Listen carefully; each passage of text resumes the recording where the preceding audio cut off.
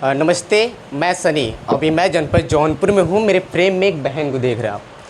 इस बहन की शादी 21 जून की होती है, लेकिन सारी तैयारियाँ होती है जिस प्रकार से एक शादी में होता है। पिता अपने सारी कमाई लगा देता है अपनी बेटी की शादी में कि मेरी बेटी की जो शादी होगी, जो मेहमान आएंगे उनकी सेवा में कोई कमी ना हो, इसलिए अपनी पूरी ज़िंदगी की कमाई लगा देता है अपनी बेटी की शादी में। लेकिन ऐन वक्त पता चलता है रात में कि बेटी की जो शादी जिससे होगी दूल्हा, वो बारात लेके नहीं आया।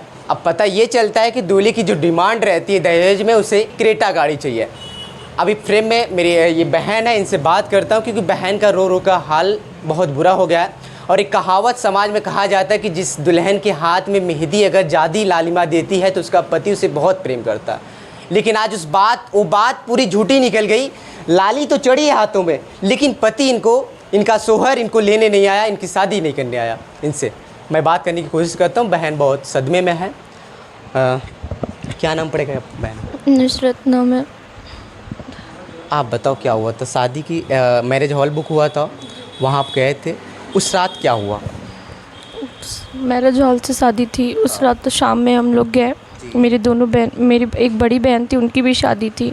मेरे की शादी एक ही दिन? जी, एक ही दिन थी दोनों बहन की शादी। और जाके तैयार होके वेट कर रहे थे हम। एक बारात आई बड़ी बहन की, उनकी निकाह भी हुई और वेट कर रहे थे मम्मी पापा दूसरी बारात की तैयारी हो गई थी, लेकिन दूसरी बारात नहीं आई। 12:30 बजे उनकी माँ और भाई बहन भाभी आई थी। लड़का नहीं आया था जो हमारी बारात थी। दूल्हा नहीं आया? जी, दूल्हा नहीं आया।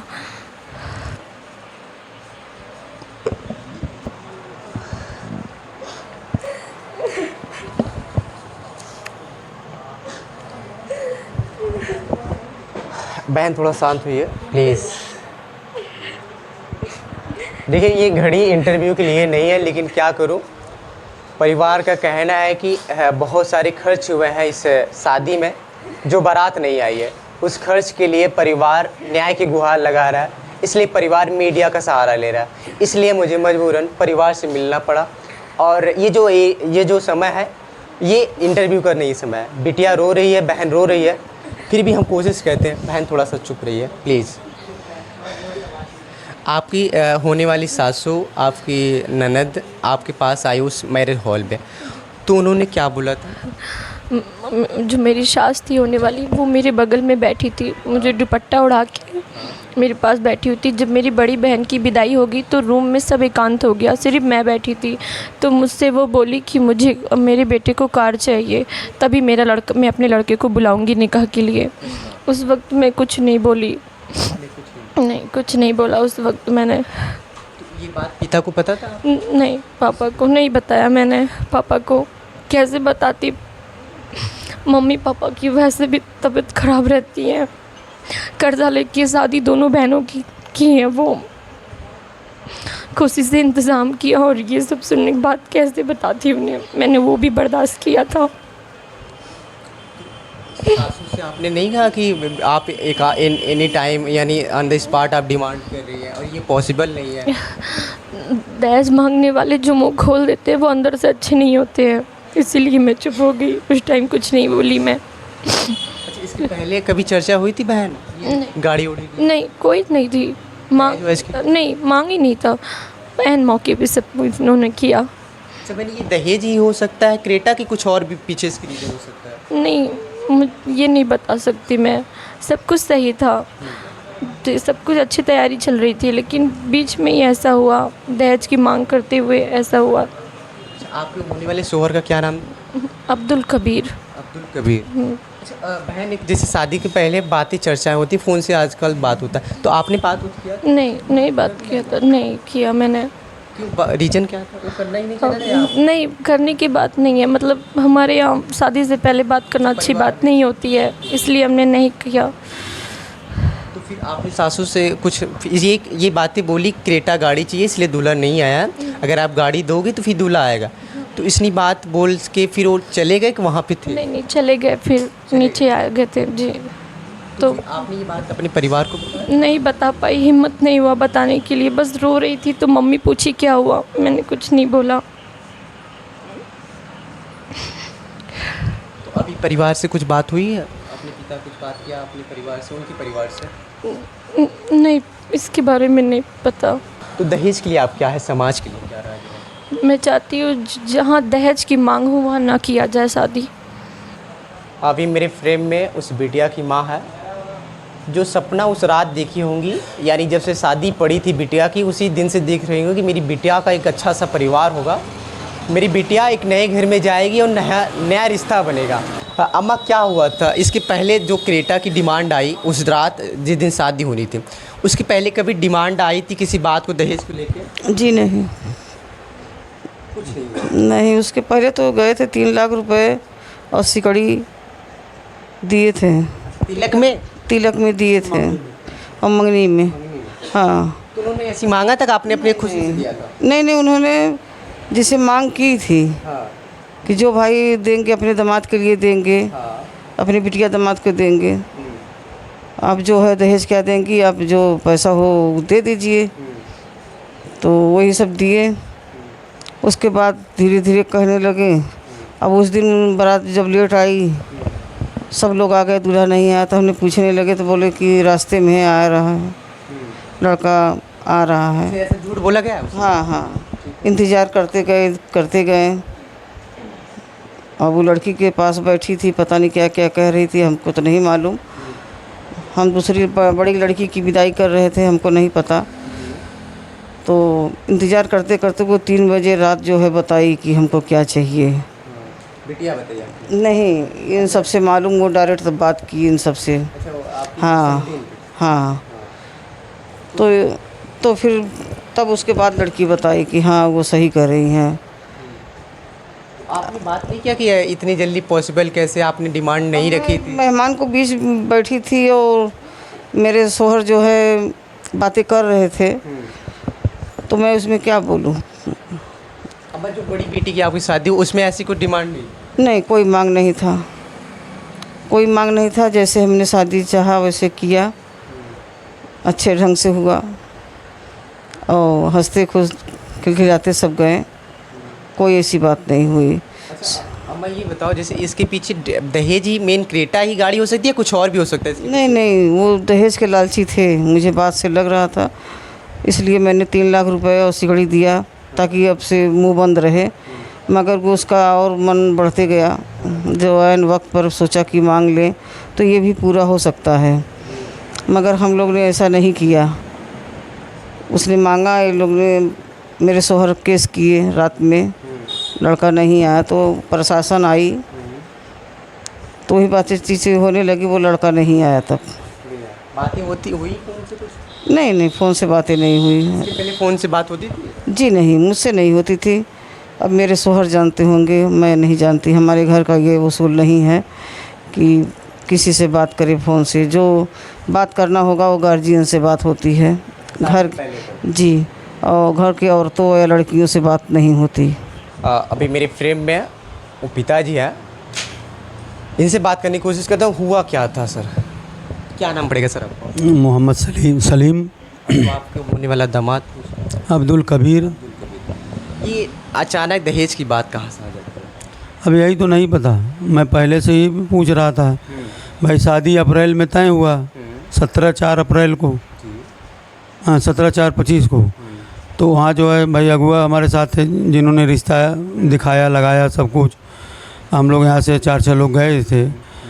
तो भाई मंगनी किए, मंगनी में जो है 3 लाख नगद दिए, एक सोने के चैन दिए। पूछे कि भाई और कुछ कहें, नहीं कोई दिक्कत नहीं, बल्कि मैं बेड उड के लिए जो है था तो कहें कि हम रेडीमेड नहीं लेंगे, हम फर्नीचर बनवा रहे हैं, हम अपने ढंग के बनवा देंगे, हमको पैसा दे दीजिए। हमको ठीक है।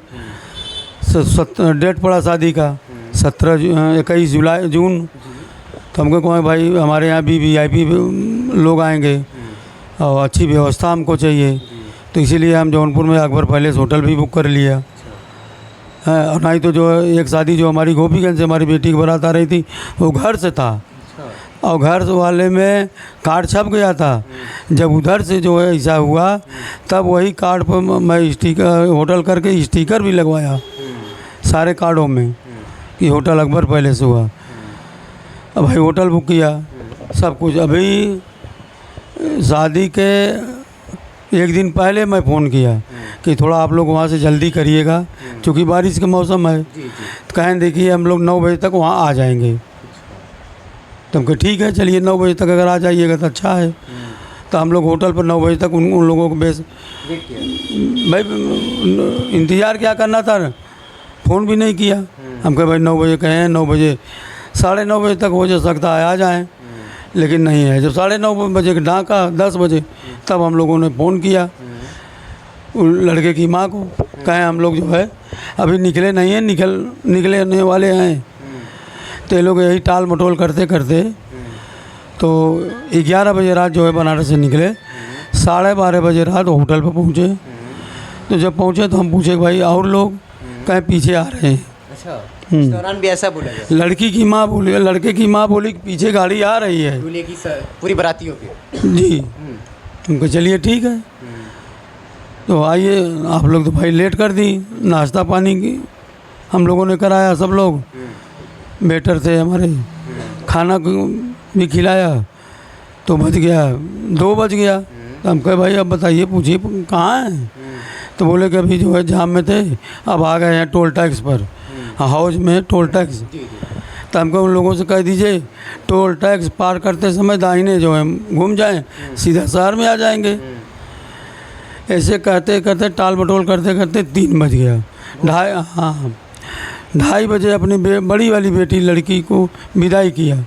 इसके बाद हम अपन थोड़ा टाइट हो गए, उनसे पूछे कि भाई आपकी कौन सी समय है? तब जो उन्हें लड़की की माँ बोली ऐसा है कि मेरा बेटा आया नहीं है। हम कहे क्यों? जब वो नहीं आया तो आप क्यों आई? कहा ऐसा है कि उसका जो है डिमांड है। हम कहे क्या डिमांड है? तो बोले कि जो एक क्रेता गाड़ी और नकद पैसा कुछ और। हाँ, ये नहीं कही कि हाँ कितना। उसके पहले नहीं ये सब बातें हुई? नहीं। तो उसमें आपने क्या कहा? क्रेटा की डिमांड आई। तो हम कहा भाई देखिए ऐसा है कि ये तो शादी के पहले आपको बताना चाहिए था। भाई अगर हमारे पास हमारी हैसियत होती हम देते, और नहीं तो हम रिश्ता नहीं करते। और रही बात अगर इस ढंग से बात है तो आगे चल के हम रिश्ता आपके यहाँ ख़त्म। अब तो हमारी जो बेइज्जती होना था, जो हमारी नुकसान होना था हो गया। अब हम आपके यहाँ रिश्ता नहीं करेंगे। हाँ, रही बात सहूलियत की बात यही है कि हमारा जो खर्च हुआ है और जो मैं दिया हूँ आप हमको वापस कर दीजिए, न हम कोई केस करेंगे न मुकदमा करेंगे। तो हमसे कही कि हमको 15 दिन के समय दीजिए। हम कहे हम समय नहीं देंगे। जब उन्होंने नहीं मान रही थी तब हम जो है प्रशासन की व्यवस्था लिया, 112 नंबर पर फ़ोन किया तुरंत उसी समय। भाई हम होटल में कम से कम 200-250 लोग हम लोग थे ही। तुरंत फोर्स पहुंची, इन लोगों को जो है ले गई सराय पुख्ता पुलिस चौकी। वहाँ जो है बहुत समझाई बुझाई, डांटी डपटी कि भाई देखिए आप लोग गलत किए हैं और इनका जो नुकसान हुआ है आप इसकी भरपाई करिए, और इन्होंने आपके यहाँ रिश्ता नहीं करेंगे। जिससे सराय पुख्ता चौकी इंचार्ज सुनील यादव जी काफ़ी दबाव डाले हैं, बहुत जो है काफ़ी दबाव डाले, धमकाए चमकाए, लेकिन तभी कोई वही कि मतलब 15 दिन के समय दीजिए। कितना खर्चा किए थे अंकल जी पूरी अपनी बेटी की शादी में मैं किया 7 लाख। 7 लाख जी। और जो 3 लाख दिए थे एक्स्ट्रा उससे मतलब नहीं, वो तो नकद मैं दिया हूँ 3 लाख। सिकड़ी देते गए, एक चैन, एक 3 लाख नकद। पूरी मिला के कितने होंगे? अब जान लीजिए उस समय हम सिकड़ी लिए थे 91,000 का था। अरे कुल मिला के मान लीजिए कि 7, 3, 10, हाँ 11, 11.5 लाख रुपए मैं पूरा खर्च किया। उन्होंने उस पैसे में से कुछ पैसे दिए? कभी नहीं दिए? एक चौनी नहीं मिला है। देने की बात कह रहे हैं? कभी नहीं। बस समय मांग रहे हैं।